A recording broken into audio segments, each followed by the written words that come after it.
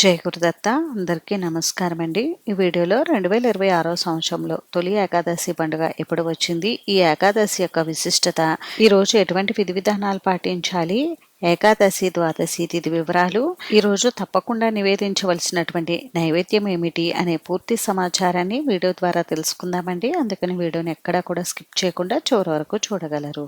ఆషాఢ మాసంలో శుక్లపక్షంలో వచ్చే ఏకాదశిని తొలి ఏకాదశి పర్వదినంగా అయితే మనం చెప్పుకుంటాము. ఈ ఏకాదశిని శయని ఏకాదశి అని కూడా పిలుస్తూ ఉంటారు. ఈ తొలి ఏకాదశి పర్వదినం నుండే మనకి తెలుగు పండుగలు అనేవి ప్రారంభమవుతాయండి. అంటే వరలక్ష్మి వ్రతం కానీ, వినాయక చవితి కానీ, ఇలా మనకు తెలుగు వారికి సంబంధించినటువంటి పండుగలన్నీ కూడా ఈ తొలి ఏకాదశి పర్వదినం నుండే స్టార్ట్ అవుతాయి. మన హిందూ సాంప్రదాయంలో తొలి ఏకాదశి పండుగకు విశేషమైనటువంటి స్థానం ఉంది.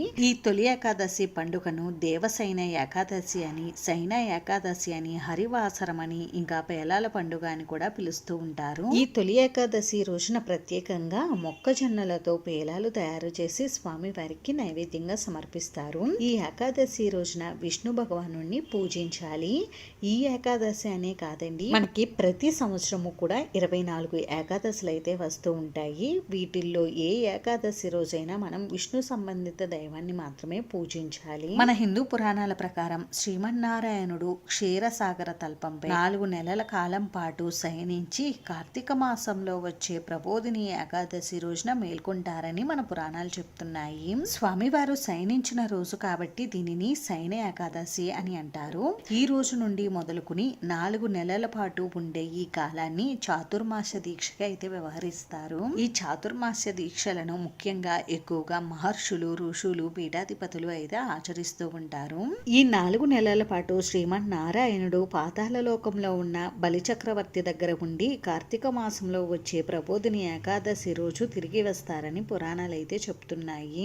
ఎంతో మహిమాన్వితమైన ఈ తొలి ఏకాదశి వ్రతాన్ని ఆచరించడం వలన అశ్వమేధ యాగం చేసినంత ఫలితం, ఇంకా మోక్షం కలుగుతాయని మనకి పురాణాలు అయితే చెప్తున్నాయండి. ఇంతటి విశేషాలతో కూడుకుని ఉన్నదే ఈ తొలి ఏకాదశి పర్వదినం అయితే.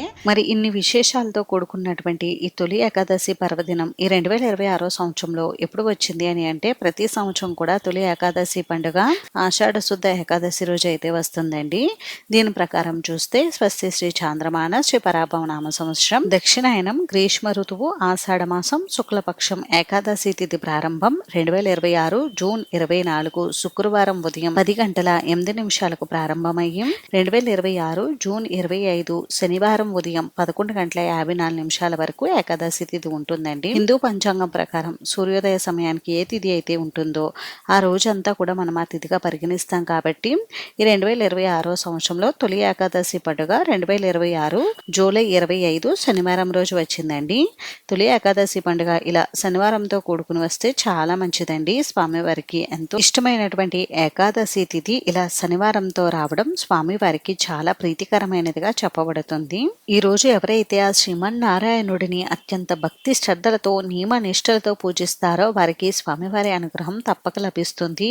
ఈ రోజు విష్ణు సహస్రనామ పారాయణ చేసిన, ఏకాదశి తిథి వ్రతాన్ని ఆచరించిన, స్వామివారిని తులసి దళాలతో పూజించడం వలన విశేషమైన పుణ్యం కలుగుతుందని భక్తుల నమ్మకం. ఈ ఏకాదశి రోజు ఏకాదశి వ్రతాన్ని ఆచరించడం వలన పాపక్షయము, మనశ్శాంతి కలుగుతాయని పురాణాలు చెప్తున్నాయి. అంతేకాకుండా మోక్ష ప్రాప్తి, ఆరోగ్యం, ఐశ్వర్యం, ఇంట్లో ఉన్న వారందరూ సుఖ సంతోషాలతో ఉంటారు. ఏకాదశి పర్వదినం రోజున ఎక్కువగా చాలా మంది ఏకాదశి వ్రతాన్ని అయితే ఆచరిస్తూ ఉంటారు. ఏకాదశి వ్రతాన్ని 3 రోజులు అయితే చేయాలండి. అంటే ఏకాదశి ముందు రోజు దశమి రోజు నుండి మనం ద్వాదశి రోజు వరకు ఈ ఏకాదశి వ్రతాన్ని అయితే ఆచరించాలి. ఈ 3 రోజులు కూడా ఏకాదశి వ్రత నియమాలు అయితే పాటించాలి. దశమి రోజు రాత్రి నుండి ఉపవాసం ఉండి, ఏకాదశి రోజు పూర్తిగా ఉపవాసం ఉండి, ఇంకా ద్వాదశి రోజున స్వామివారికి ఉదయమే పూజ చేసుకుని కర్పూర నీరాజనం సమర్పించి ఆ తర్వాత మీరు ఉపవాస దీక్షను అయితే విరమించాలి. కాబట్టి ద్వాదశి తిథి వివరాలు వచ్చేసి 2026 జూలై 26 ఆదివారం మధ్యాహ్నం 1:50 వరకు ద్వాదశి తిథి ఉందండి. కాబట్టి మీరు తెల్లవారుజామున 5:30 తర్వాత నుండి మీరు ఉపవాస దీక్షను ఉదయం 8:30 లోపు విరమించుకోవచ్చు. ఉపవాస దీక్షను విరమించడానికి ముందుగా మనం స్వామివారికి పూజ చేసి, స్వామివారికి కర్పూర నీరాజనం సమర్పించి, స్వామివారికి మహానైవేద్యం నివేదించి ఆ తర్వాత గుడికి వెళ్లి స్వామివారి దర్శనం చేసుకుని బ్రాహ్మణులకు స్వయంపాక దానం ఇచ్చి ఆ తర్వాత ఉపవాస దీక్షను అయితే విరమించాలి.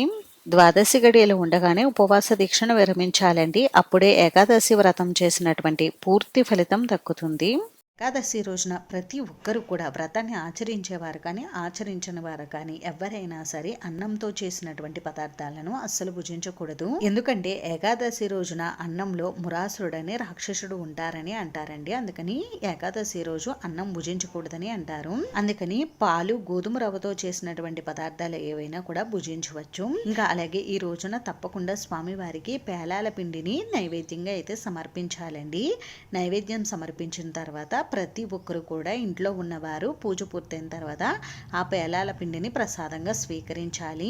అంతేనండి. చూసారు కదా, ఈ వీడియో మీకు నచ్చితే ప్లీజ్ లైక్ చేసి షేర్ చేసి సబ్స్క్రైబ్ చేసుకోండి.